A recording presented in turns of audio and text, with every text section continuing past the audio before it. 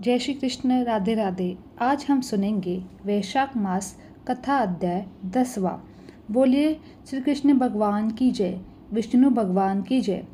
ऋषियों ने कहा, हे सूत जी, पृथ्वी देवी के साथ जब भगवान वाराह बल पर चले गए तब वहां पर उन्होंने पृथ्वी देवी से क्या कहा? हे महामते, वह सारा प्रसंग हमें सुनाइए। सूत जी बोले, मुनियों, आप सभी लोग पूर्व काल की पुण्यमय कथा का श्रवण करें। पहले व्यवस्था मंत्र के पवित्र सतयुग में 12 रूपधारी पृथ्वीपति देवेश्वर भगवान विष्णु नारायण गिरी पर निवास करते थे। उस समय पृथ्वी देवी अपनी सखियों के साथ उनकी सेवा में उपस्थित हुई और उनके चरणों में प्रणाम करके उन्होंने भगवान के सामने प्रश्न किया, हे देवेश, आप किस मंत्र से आराधना करने से प्रसन्न होंगे? जो मंत्र सदा आपके प्रिय है और नियम पूर्वक रहने वाले मनुष्यों को आपके परम धाम की प्राप्ति करा देता है, वह मुझे बताइए। भूदेवी के इस प्रकार प्रश्न करने पर भगवान वाराह ने बड़े प्रेम से मुस्कुराते हुए कहा, हे देवी सुनो, यह परम गोपनीय मंत्र है। इसे कभी भी अनादि के सामने प्रकाश में नहीं लाना चाहिए। सेवा करने वाले भक्त मन और इंद्रियों को वश में रखने वाले हैं, उसी को इस मंत्र का उपदेश देना चाहिए। मंत्र इस प्रकार है, ओम नमो श्री वाराय धरणयुद्ध अर्णाय स्वाहा मुमुक्ष पुरुषो। इस मंत्र को सदैव जप करना चाहिए। हे भूदेवी, यह मंत्र सब सिद्धियों को देने वाला है। इस मंत्र के संकर्ष ऋषि है और मैं ही देवता कहा गया हूँ। इसका छंद पंक्ति है, श्री बीज है। सद्गुरु से इस मंत्र की दीक्षा लेकर इसे 4 लाख जप करना चाहिए। घी और मधु मिलाए हुए खीर का हवन करना चाहिए। अब मैं आपसे अपने स्वरूप का ध्यान बता रहा हूँ, जो अंतःकरण को शुद्ध करने वाला है। हे देवी, मेरे रंग की कांति शुद्ध सप्तगिरि के समान श्वेत है। खिले हुए लाल कमल दल के समान सुंदर नेत्र है। वाराह के समान मुख है। स्वरूप सौम्य है। 4 भुजाएं है। मस्तक पर किरीट शोभा पाता है। वक्षस्थल में श्रीवत्स का चिन्ह है। हाथों में चक्र, शंख, अभय, दैनी मुद्रा और कमल सुशोभित है। मेरी बाई जंघा पर तुम बैठी हो। मैंने लाल पीले वस्त्र पहनकर लाल रंग के ही आभूषण से अपने आप को विशंभूत किया है। श्री कश्यप के पृष्ठ के मध्य भाग में शेषनाग की मूर्ति है और उसके ऊपर सहस्त्र दल कमल का आसन है। हे देवी, उसी आसन पर मैं विराजमान हूँ। इस प्रकार ध्यान करके जो सदा अष्टोत्तर शांत मंत्र का जाप करता है, वह संपूर्ण कामनाओं को पाता है और अंत में मोक्ष की प्राप्ति होती है। यह सुनकर पृथ्वी देवी ने पुनः प्रश्न किया, हे देव, पूर्व काल में किसने इस मंत्र का अनुष्ठान किया है और उसे किस फल की प्राप्ति हुई है? तब भगवान वारा ने कहा, हे देवी, पहले कृत युग में धर्म नामक महात्मा मनु ने ब्रह्मा जी से इस मंत्र को प्राप्त किया था। इसी पर्वत पर उसका जप करके मेरा प्रत्यक्ष दर्शन पाया था। फिर मुझे अष्टवरदान प्राप्त करके वह मेरे पद को प्राप्त हो गए। पूर्व काल में इंद्र दुर्वासा के शाप से स्वर्ग भ्रष्ट हो गए थे। उस समय इसी मंत्र से यहीं पर मेरी आराधना करके उन्हें पूर्ण स्वर्ग का राज्य प्राप्त हुआ था। हे भूदेवी, अनाय मुनि ने भी इस मंत्र का जाप करके परम गति को प्राप्त किया था। सर्पों के स्वामी अनंत ने कश्यप जी से इस मंत्र को पाकर श्वेत तीक में इसका जप किया और उसी से अद्भुत शक्ति पाकर वे पृथ्वी को धारण करके में समर्थ हुए। अंत पृथ्वी की अभिलाषा रखने वाले मनुष्य को इस लोक में सदा ही इस मंत्र का जाप करते रहना चाहिए। भगवान पारा कहते हैं, हे देवी सुनो, मैं तुमसे इस बारे में पवित्र इतिहास कहता हूँ। व्यवस्था मनवंतर के यादि सतयुग में वायु देवता का बड़ा भारी तप देखकर लक्ष्मी निवास भगवान श्री विष्णु देवी और भूदेवी के साथ स्वामी पुष्करनी के तट पर आए। इसके दक्षिण तट पर परम पवित्र आनंद नामक विमान में लक्ष्मीकांत विष्णु सदा वायु देवता का प्रिय करते हुए निवास करते हैं। तभी से कुमार कार्तिकेय के द्वारा निरंतर पूजित हो भगवान ऋषिकेश भी विमान पर अदृश्य भाव से रहते हैं और आगे भी रहते रहेंगे। पृथ्वी देवी ने पूछा कि मनुष्य की दृष्टि में न आने वाले भगवान विष्णु किस प्रकार उन्हें ये प्रत्यक्ष दिखाई देंगे। तब भगवान वारा बोले, हे देवी, महर्षि अगस्त्य ने इस पर्वत पर आकर सनातन देव भगवान विष्णु का दर्शन किया और 12 वर्ष तक आराधना करके बारंबार उन्हें प्रसन्न किया। इसके बाद भगवान से याचना की कि हे प्रभु, आप सदा यहीं पर निवास करें और सब लोगों को आपका दर्शन होता रहे। उनके ऐसा कहने पर श्री देवी और भूदेवी के साथ भगवान विष्णु कहने लगे, हे दी ऋषि, तुम्हारे संतोष के लिए यहाँ समस्त देहधारियों को प्रत्यक्ष दर्शन देता हुआ निवास करूँगा, परंतु यह विमान कभी किसी के दृष्टि में नहीं आएगा। भगवान का यह वचन सुनकर अगस्त्य मुनि प्रसन्न होकर अपने आश्रम को चले गए। तब से भगवान विष्णु मुनियों के ही ध्यान में आने वाले इस विमान पर मनुष्य आदि प्राणियों की दृष्टि के विषक होकर चतुर्भुज रूप में निवास करते हैं और आगे भी यहीं निवास करते रहेंगे। स्कंद स्वामी सदा उनकी आराधना करते हैं और वायु देवता सेवा में संलग्न रहते हैं। एक समय की बात है, मित्रवर्मा की मनोरमा पत्नी के गर्भ से आकाश नामक पुत्र हुआ। अपने कुल का आभूषण था। शंखवश में उत्पन्न धरनी नाम वाली राजकुमार आकाश की धर्मपत्नी हुई। नरप्रश्रेष्ठ मित्रवर्मा ने अपने उस पुत्र को राज्य का सारा भार सौंप दिया और स्वयं वेंकटापुर हान चक्रवर्ती राजा थे।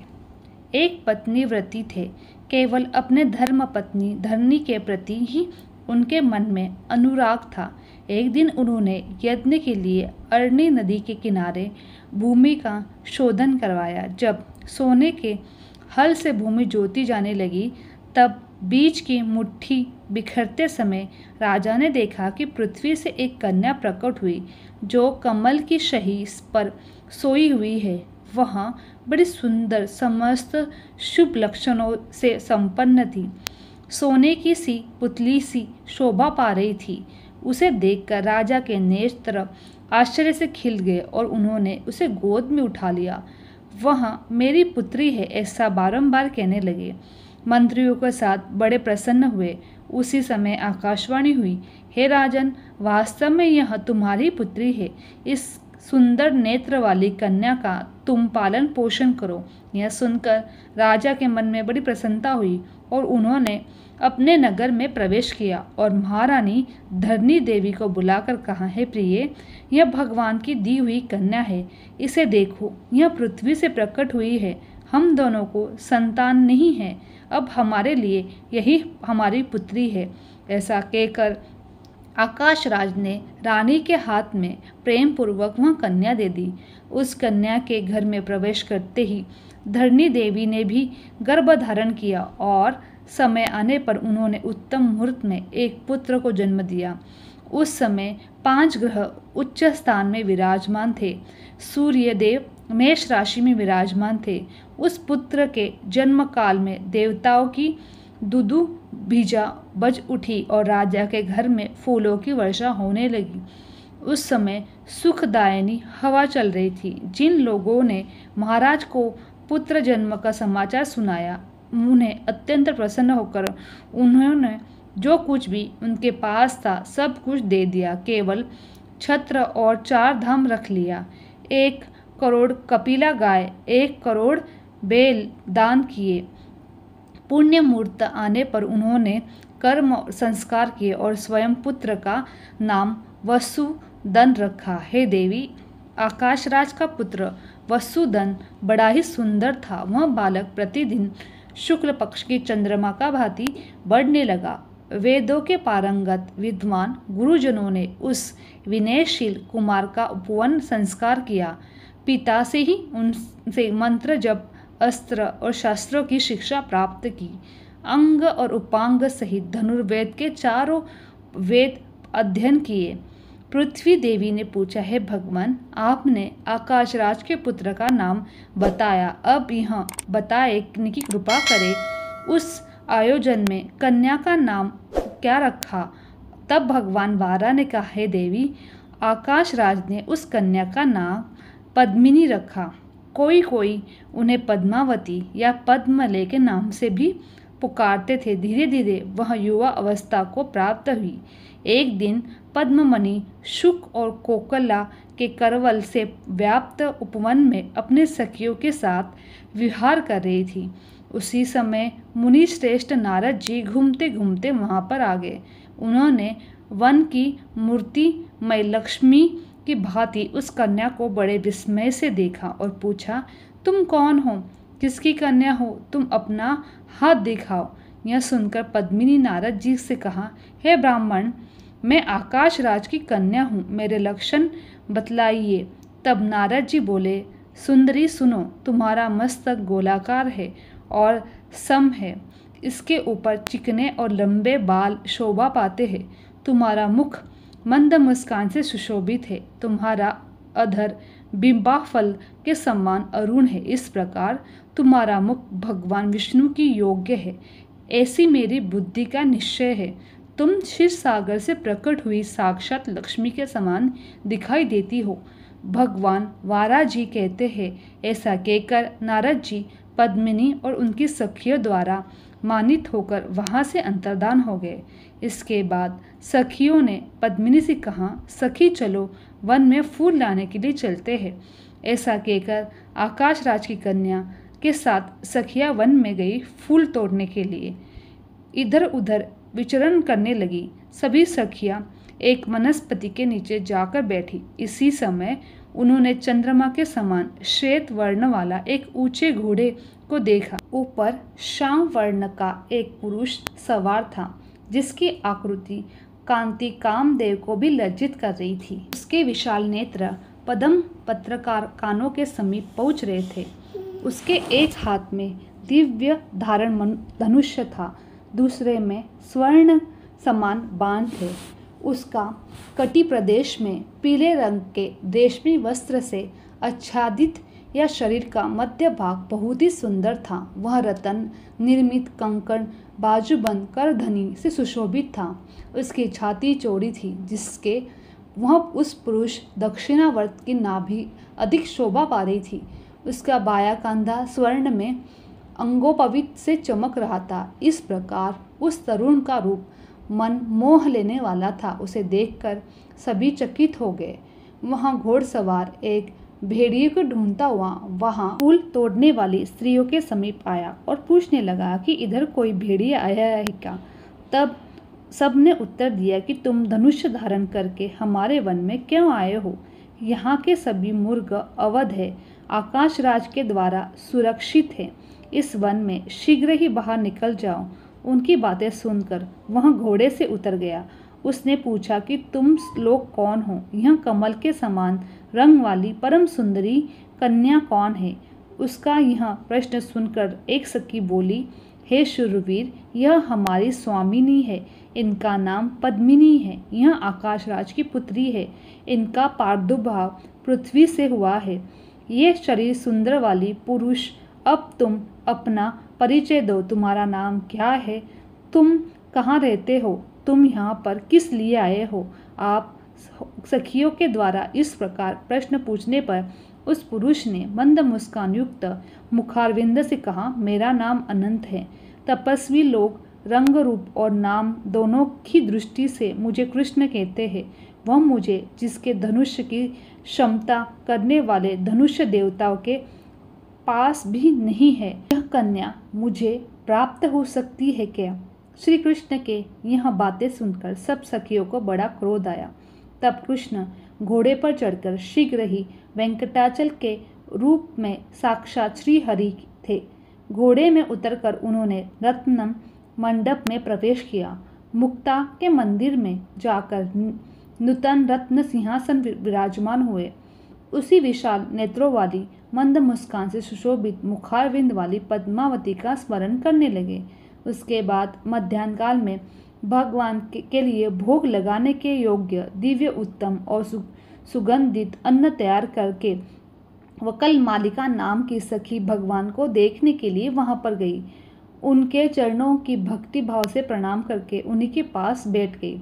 उसने देखा कि हरि नेत्र बंद किए हुए किसी को याद कर रहे हैं। तब सखी ने कहा, देवेश्वर उठिए, हे पुरुषोत्तम, आपके लिए बहुत उत्तम रसोई तैयार करके लाई हूँ। माधव, अब आप भोजन के लिए पधारिए। तब भगवान बोले, हे सखी, प्राचीन काल की बात है। पवित्र त्रेता युग में जब मैंने रावण का वध किया था, उस समय वेदवती नाम वाली एक कन्या ने लक्ष्मी जी की सहायता की थी। लक्ष्मी राज जनक के यहाँ पृथ्वी से उत्पन्न हो सीता के रूप में निवास करती थी। फिर मुझसे विवाह होने के बाद मेरे साथ वन में गई। एक दिन पंचवटी में मारीच नामक राक्षस वध करने के लिए आश्रम के बाहर आया। मेरा छोटा भाई लक्ष्मण भी सीता के कहने पर मेरे पीछे चला गया। उसके बाद राक्षस राज ने रावण ने सीता को हर लिया। मेरे आश्रम के पास आया। उस समय मेरे अग्निहोत्र ग्रह में विद्यमान अग्निदेव रावण की वैसी चेष्टा जानकर सीता के साथ ले पाताल लोक में चले गए। अपनी पत्नी स्वाहा की देखकर सीता को सौंपकर वापस लौट आए। पूर्व काल में कल्याणमयी वेदवती को एक बार उसी राक्षस ने स्पर्श किया था, जिससे दुखी होकर उसने प्रज्वलित अग्नि में अपने शरीर को त्याग दिया। उस समय उसी देवी वेदवती को रावण का संहार करने के उद्देश्य से अग्नि देवी ने मेरी पत्नी सीता के स्थान पर उसे लाकर छोड़ दिया। रावण ने उसी का अपहरण करके लंका में जा बैठा। उसके बाद रावण के मारे जाने पर अग्नि परीक्षा के समय उसी वेदवती ने अग्नि में प्रवेश किया। उस समय अग्निदेव ने स्वाहा के पास जाकर सुरक्षित जनक नंदिनी सीता स्वरूपा लक्ष्मी को लाकर पुनः सौंप दिया। इस प्रकार कहा है कि देव वेदवंती सीता का परम प्रिय करने वाली है। अंत आप इन्हें वरदान दे और प्रसन्न करे। अग्निदेव की बात सुनकर कल्याण में सीता ने मुझसे कहा, है प्रभु, यह वेदवती सदा मेरा प्रिय करने वाली है। यह उच्च कोटि है, भगवत भक्त है। अंत आप स्वयं इसे अंगीकार करके। तब मैंने कहा, है देवी, कलयुग में तुम्हारा कथन सारे कार्य करूँगा। तब तक यहाँ देवताओं से पूजित होकर ब्रह्मलोक में निवास करे। उसके बाद पृथ्वी से उत्पन्न होकर यह आकाशराज की पुत्री होगी। हे सखी, इस प्रकार मैंने लक्ष्मी ने पूर्व काल में जिस वरदान दिया था, वह सुंदरी इस समय नारायणपुर में पृथ्वी से प्रकट हुई है। वह लक्ष्मी के समान सद्गुण वाली, उसके नेत्र कमल के समान सुंदर है। आज जब मैं शिकार खेलने गया तब मेरे सामने आ गई। अपने ही समान सुंदर सखियों के साथ वन में फूल तोड़ रही थी। तुम वहां जाकर उस कन्या को देखो। यह जान लो कि वह अपने अनुपम रूप और लावण्य को इस प्रकार प्रशंसा योग्य भी है या नहीं। अब आगे क्या हुआ, यह हम अगले अध्याय की कथा में सुनेंगे। आज के अध्याय की कथा यहीं पर समाप्त होती है। बोले कृष्ण भगवान की जय, भगवान विष्णु की जय।